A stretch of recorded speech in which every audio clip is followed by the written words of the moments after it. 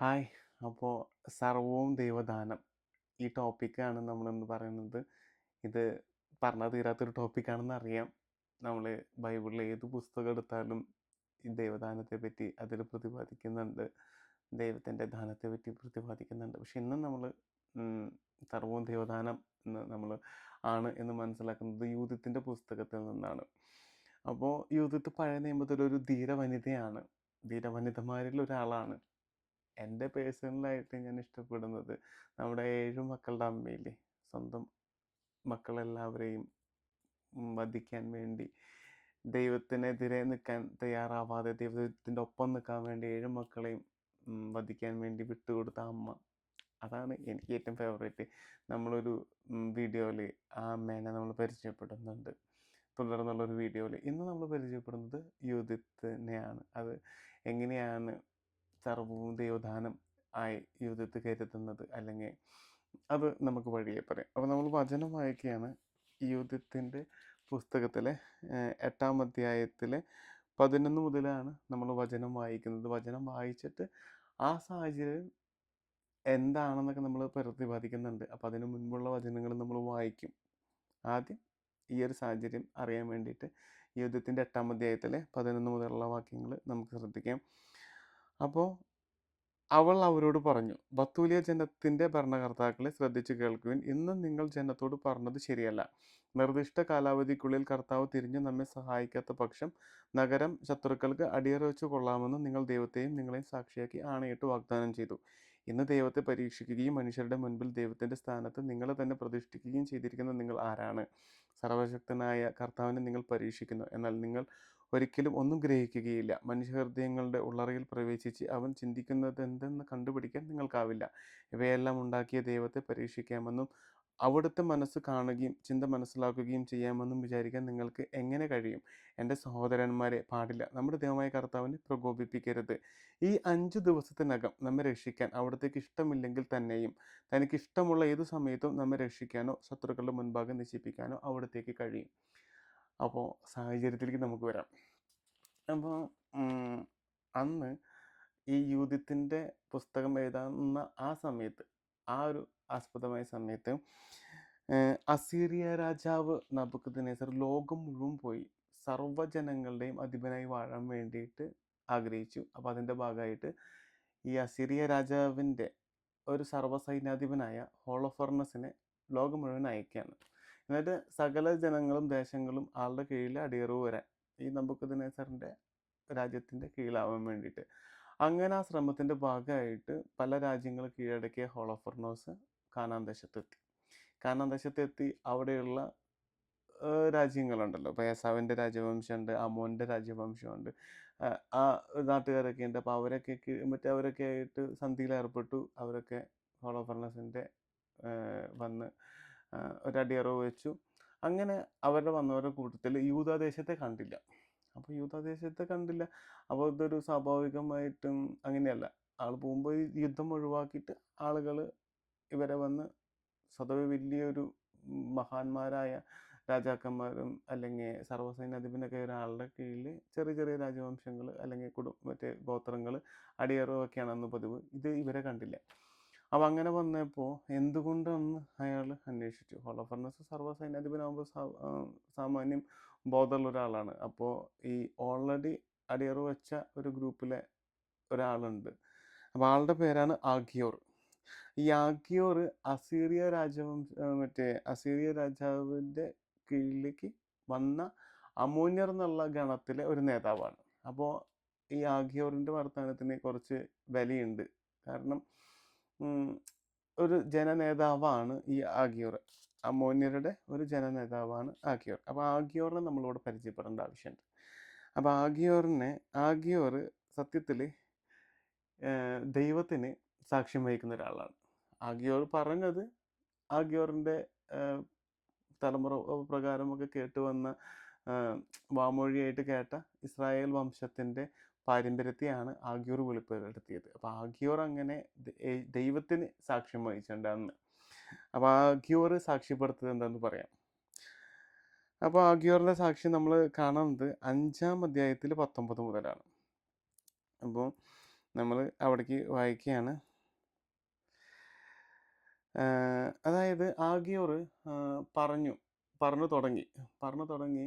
അതായത് ഇസ്രായേൽ വംശത്തിൻ്റെ ഉത്ഭവം കൽദായ വംശത്തിൽപ്പെട്ട, അങ്ങനെ അബ്രാഹാം മുതൽ ഇവരെ ഈജിപ്തിൽ നിന്ന് മറ്റേ 400 വർഷം കഴിഞ്ഞ് നമ്മൾ ചെങ്കടൽ കടന്നു വന്ന കാര്യങ്ങളൊക്കെ പറഞ്ഞിട്ട് ഉപസംഹരിച്ച വാക്യങ്ങളാണ് പറയുന്നത്. അത് 5-ാം അധ്യായത്തിൽ 19 മുതൽ വാക്യമാണ്. എന്നാൽ ഇപ്പോൾ അവർ തങ്ങളുടെ ദൈവത്തിങ്കലേക്ക് മടങ്ങി വരികയും ചിതറിക്കപ്പെട്ടു പോയ ദിക്കുകളിൽ നിന്ന് തിരിച്ചു വരികയും വിശുദ്ധമന്ദിരം സ്ഥിതി ചെയ്യുന്ന ജെറുസലം കൈവശമാക്കുകയും വിജനമായ മലമ്പ്രദേശത്ത് വാസമുറപ്പിക്കുകയും ചെയ്തിരിക്കുന്നു. അതിനാൽ എൻ്റെ യജമാനനായ പ്രഭു അറിവ് കൂടാതെ വല്ല പിഴകളും ഇപ്പോൾ ഈ ജനത്തിന് വന്നു പോയിട്ടുണ്ടെങ്കിൽ തങ്ങളുടെ ദൈവത്തിനെതിരായി അവർ പാപം ചെയ്യുകയും നാം അത് കണ്ടുപിടിക്കുകയും ചെയ്യുന്നെങ്കിൽ നമുക്ക് ചെന്ന് അവരെ തോൽപ്പിക്കാം. എന്നാൽ അവരുടെ ദേശത്ത് ഒരു അതിക്രമവും ഇല്ലെങ്കിൽ എൻ്റെ യജമാനൻ അവരെ വിട്ടുപോയാലും അവരുടെ കർത്താവ് അവരെ രക്ഷിക്കും, അവരുടെ ദൈവം അവരെ കാത്തു സൂക്ഷിക്കും, നാം ലോകസമക്ഷം ലജ്ജിതരാകും.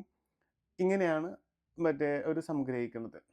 നമ്മൾ ഇസ്രായേൽ ജനത്തെ പറ്റിയിട്ട് ലോകത്തിന് ഉണ്ടായ ഒരു കാഴ്ചപ്പാട്, അവർ തെറ്റ് ചെയ്താൽ അവരെ ദൈവം മറ്റുള്ള ജനതകൾക്ക് ഏൽപ്പിച്ചു കൊടുക്കുകയുള്ളൂ. അത് ആ സമയത്ത് ഒരുപാട് പേര് മനസ്സിലാക്കിയ ഒരു കാര്യമാണ്. ജനങ്ങൾ തെറ്റ് ചെയ്യാതെ മറ്റുള്ളവർക്ക് തോൽപ്പിക്കാൻ പറ്റില്ല. ദൈവം അനുവദിക്കല്ലായകെ വേറൊരാൾക്കാർക്ക് ഇസ്രായേൽ വംശത്തെ തോൽപ്പിക്കാൻ പറ്റില്ല. അത് മനസ്സിലാക്കിയതായിരുന്നു ആഗിയോർ ചെയ്ത ഒരു വലിയൊരു കാര്യം. അങ്ങനെയാണ് ദൈവത്തെ സാക്ഷ്യപ്പെടുത്തിയത്. അപ്പോൾ ഈ ആഗിയോർ ഹോളോഫർണസിൻ്റെ ആ ഒരു മുൻനിരയിൽ വന്ന നേതാക്കന്മാരിൽ ഒരാളാണ്. ഹോളോഫർണസ് അമോന്യരെ അധീനതയിലാക്കിയെങ്കിലും അവരിലുള്ള പ്രമുഖന്മാരൊക്കെ അവരുടെയൊക്കെ സംസാരം അല്ലെങ്കിൽ അവരുടെയൊക്കെ അഭിപ്രായം ഹോളോഫർണസ് എടുത്തിരുന്നു. അപ്പോൾ ആ മുൻനിരയിൽ വന്ന ആഗിയോർ വെല്ലുവിളിയാണെന്ന് അറിഞ്ഞിട്ട് പോലും, അതായത് ആഗിയോർ ഇങ്ങനെ പറഞ്ഞു കഴിഞ്ഞാൽ ഹോളോഫർണസ് ഇഷ്ടപ്പെടില്ല. ഒരാളുടെ മുമ്പിൽ പോയിട്ട് ദൈവം അനുവദിക്കല്ലായൊക്കെ നിങ്ങൾക്ക് അവരെ തോൽപ്പിക്കാൻ പറ്റില്ല എന്ന് പറഞ്ഞാൽ അയാൾക്ക് ദേഷ്യം വരുന്നത് കാരണമായിട്ട് പോലും സാക്ഷ്യം വഹിച്ച ഒരാളാണ് ആഗിയോർ. അപ്പോൾ ഈ ആഗിയോറിനെ അന്ന് നേരെ കൊണ്ടുപോയിട്ട് ഞാൻ തോൽപ്പിക്കാൻ പോണ യൂദാവംശത്തിലേക്ക് തന്നെ കൊണ്ടുപോയി വിടുക, എന്നിട്ട് അവൻ അവിടെ കിടന്ന് മരിക്കട്ടെ എന്ന് വിചാരിച്ചിട്ട് ഹോളോഫർണസ് കെട്ടി അല്ലെങ്കിൽ ബന്ധിച്ചിട്ട് ഇവരെ ദേശത്തിൻ്റെ ആ ഭാഗത്തേക്ക് കൊണ്ടുവിടുന്നുണ്ട്. അപ്പോൾ അങ്ങനെ ആഗിയോറിനെ ഏൽപ്പിക്കുന്ന ഒരു ഭാഗമാണ്. അപ്പോൾ അത് 6-ാം അധ്യായത്തിലാണ് വരുന്നത്. അപ്പോൾ 6-ാം അധ്യായത്തിൽ 16 മുതൽ നമുക്ക് വായിക്കാം. യുദ്ധത്തിൻ്റെ 6-ാം അധ്യായത്തിൽ 16 മുതൽ വായിക്കുകയാണ്. അവർ നഗരത്തിലെത്തി ശ്രേഷ്ഠന്മാരെ വിളിച്ചു കൂട്ടി. അപ്പോൾ ആഗിയോറിനെ അവിടേക്ക് ബന്ധിച്ച് ഇസ്രായേൽ ജനങ്ങളുടെ ഇടയിലേക്ക് വിട്ടു. അപ്പോൾ ആ വിട്ടപ്പോൾ ഈ ആഗിയോറിനെ മാത്രമാണ് അവിടെ ബന്ധിച്ചിട്ട് വിട്ടത്. അപ്പോൾ യൂദ സൈന്യത്തിലെ ആൾക്കാർ കൊണ്ട് ആഗിയോറിനെ പിടിച്ചു കൊണ്ടുവന്നിട്ട് ആ യൂദാദേശത്തുള്ള ഒരു നഗരത്തിൽ കൊണ്ടുവന്ന് നിർത്തിയേക്കാണ്. അവർ നഗരത്തിലെ ശ്രേഷ്ഠന്മാരെ വിളിച്ചുകൂട്ടി. അവരുടെ യുവാക്കളും സ്ത്രീകളും സഭയിൽ ഓടിയെത്തി ആഗിയോർ ജനമധ്യത്തിലേക്ക് ആനയിക്കപ്പെട്ടു. സംഭവിച്ചതെന്തെന്ന് ഉസിയ അവനോട് ആരാഞ്ഞു. ഹോളോഫർണസിന്റെ സദസ്സിൽ നടന്നതും അസീറിയൻ നേതാക്കന്മാരുടെ മുൻപിൽ താൻ പറഞ്ഞതും ഇസ്രായേൽ ഭവനത്തിനെതിരെ അങ്ങേയറ്റം ധിക്കാരത്തോടെ ഹോളോഫർണസ് ജൽപ്പിച്ചതുമായ കാര്യങ്ങൾ അവൻ വെളിപ്പെടുത്തി. അപ്പോൾ ജനം ദൈവത്തെ സാഷ്ടാംഗം നമസ്കരിച്ച് ആരാധിച്ചു. അവർ അവിടത്തോട് നിലവിളിച്ചപേക്ഷിച്ചു, സ്വർഗത്തിൻ്റെ ദൈവമായ കർത്താവേ, അവരുടെ അഹങ്കാരം കാണണമേ, ഞങ്ങളുടെ ജനത്തിന് ഏൽക്കുന്ന അപമാനമോർത്ത് അവിടുന്ന് കരുണ കാണിക്കണമേ, അവിടുത്തെ സമർപ്പിത ജനതയെ കടാക്ഷിക്കണമേ. അവർ ആഗിയോറിനെ ആശ്വസിപ്പിക്കുകയും മുക്തകണ്ഠം പ്രശംസിക്കുകയും ചെയ്തു. കാരണം അവിടെ ആഗിയോർ ദൈവത്തിന് സാക്ഷ്യം വഹിച്ചു. അതുകൊണ്ടാണ് ഇസ്രായേൽ ജനം ആഗിയോറിനെ മുക്തകണ്ഠം പ്രശംസിച്ചത്. എന്നിട്ട് ഇനിയാണ് നമുക്ക് പ്രശ്നങ്ങൾ വരുന്നത്. ഇപ്പോൾ ഓൾറെഡി ഹോളോഫർണസ് വെറുതെ ഇരിക്കില്ല, ബുദ്ധിമുട്ടുകളൊക്കെ ഉണ്ടാവും. പക്ഷെ അത് തരണം ചെയ്യാനാണല്ലോ സൈന്യാധിപനായിട്ട് നമുക്ക് തന്നെ വിട്ടയച്ചേക്കണത്. അപ്പോൾ ഇവരെ തോൽപ്പിക്കണം. കാരണം അങ്ങനെ ഒരു ഭാഗത്തെ യൂദാദേശത്തെ തോൽപ്പിക്കണം ഹോളോഫർണസിനെ. അപ്പോൾ അങ്ങനെ ഒരു ഭാഗത്തെ മാറ്റി നിർത്താൻ പറ്റില്ല. അപ്പോൾ മറ്റുള്ള രാജ്യങ്ങൾ ചിലപ്പോൾ യൂദാദേശത്തിനോട് ചെയ്ത കാര്യം ആലോചിക്കുമ്പോൾ, അല്ലെങ്കിൽ യൂദാദേശത്തെ വിട്ടിട്ട് പോവുകയാണെങ്കിൽ, പേടിച്ചിട്ട് വിട്ടിട്ട് പോവുകയാണെങ്കിൽ മറ്റുള്ള ദേശക്കാർ ഇവരോട് സന്ധി ചേരാൻ തയ്യാറാവില്ല. അപ്പോൾ അതൊരു നിലനിൽപ്പിൻ്റെ അല്ലെങ്കിൽ അതൊരു ഒരു സർവ്വസൈന്യാധിപൻ്റെ ഇതൊന്നും ഒരു വിഷയമല്ല. അപ്പം അങ്ങനെ അടുത്ത ഘട്ടത്തിൽ ഈ യുദ്ധത്തിൽ ആൾക്കാർ മറ്റേ ശത്രുക്കളുടെ ശത്രു മിത്രം എന്ന് പറയുന്ന പോലത്തെ ഒരു ഏർപ്പാട് കാണിക്കും. അപ്പോൾ ഇസ്രായേൽ ജനതകളായിട്ട് ശത്രുതയിലാണ് ഏസാവ് വംശവും പിന്നെ അതുപോലെ അമ്മോൻ്റെ വംശവും. ഈ അമ്മോന്യരുടെ വംശത്തിലെ ഒരു നേതാവാണ് ആഗിയോർ. അപ്പോൾ ആഗിയോറിൻ്റെ വംശത്തിലെ ആൾക്കാർ ഇസ്രായേൽ ജനത്തോട് ദേഷ്യമുണ്ട്. മെയിൻ ആൾക്കാർക്ക് ദേഷ്യമുണ്ട്. അപ്പോൾ ഇവരൊക്കെ കൂടി ചേർന്നിട്ട് ഹോളോഫർണസിനെ സഹായിക്കുകയാണ് എന്തിന്, യൂദാദേശത്തെ തോൽപ്പിക്കാൻ വേണ്ടിയിട്ട്. അപ്പോൾ ആ ഭാഗമാണ് വായിക്കുന്നത്. അത് 7-ാം അധ്യായത്തിൽ 18 മുതലാണ് നമ്മൾ കാണുന്നത്. അത് 7-ാം അധ്യായത്തിൽ 18ഉം 19ഉം നമ്മൾ വായിക്കും. പിന്നെ അതിൻ്റെ ഇടയിൽ കുറച്ച് ഭാഗം വിട്ടിട്ട് പിന്നെ നമ്മൾ അടുത്ത ഭാഗമാണ് വായിക്കുന്നത്. അപ്പോൾ 18 വാക്യം വായിക്കണം, 7-ാം അധ്യായത്തിൽ 18-ാം വാക്യം. ഏസാവിൻ്റെയും അമ്മോൻ്റെയും സന്തതികൾ മുകളിലെത്തി ദോഥാനെതിരെയുള്ള മലനാട്ടിൽ പാളയമടിച്ചു. അവരുടെ ആളുകളിൽ ചിലരെ തെക്കോട്ടും കിഴക്കോട്ടും മെക്മൂർ അരുവിയുടെ കരയിൽ കൂസിക്കും സമീപം അക്രാബയിലേക്കും അയച്ചു. ബാക്കി അസീറിയൻ സൈന്യം സമതലത്തിൽ പാളയമടിക്കുകയും ആ പ്രദേശമാകെ നിറയുകയും ചെയ്തു. അവരുടെ കൂടാരങ്ങളും വിഭവങ്ങളുടെ വാഹനങ്ങളും അസംഖ്യമായിരുന്നു. അവർ ഒരു വലിയ സമൂഹമായിരുന്നു.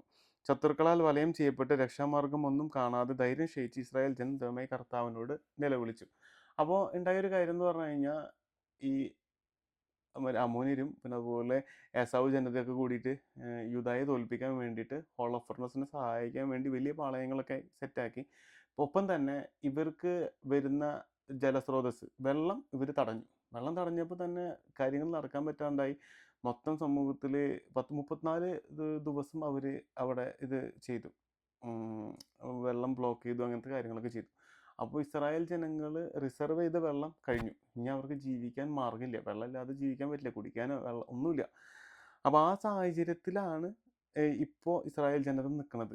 അപ്പോൾ സന്ധി ചേരാണെന്നുണ്ടെങ്കിൽ ഇത്തരം ബുദ്ധിമുട്ടുകളില്ല, നമുക്ക് ജീവൻ നിലനിർത്താം. അപ്പോൾ ഈ ഭിന്നത ഉണ്ടായി, ഇസ്രായേൽ ജനങ്ങളുടെ ഇടയിൽ ഭിന്നത ഉണ്ടായി. ആ കാര്യമാണ് നമ്മളിനി സംസാരിക്കാൻ പോകുന്നത്. അപ്പോൾ 7-ാം അധ്യായത്തിൽ 29 മുതൽ നമ്മൾ വായിക്കുകയാണ്. സദസ്സിലാകെ വലിയ വിലാപം ഉയർന്നു.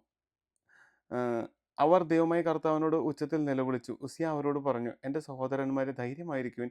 5 ദിവസം കൂടി പിടിച്ചു നിൽക്കാം. അതിനു മുൻപ് നമ്മുടെ ദൈവമായ കർത്താവ് അവിടുത്തെ കൃപ വീണ്ടും നമ്മുടെ മേൽ ചൊരിയും.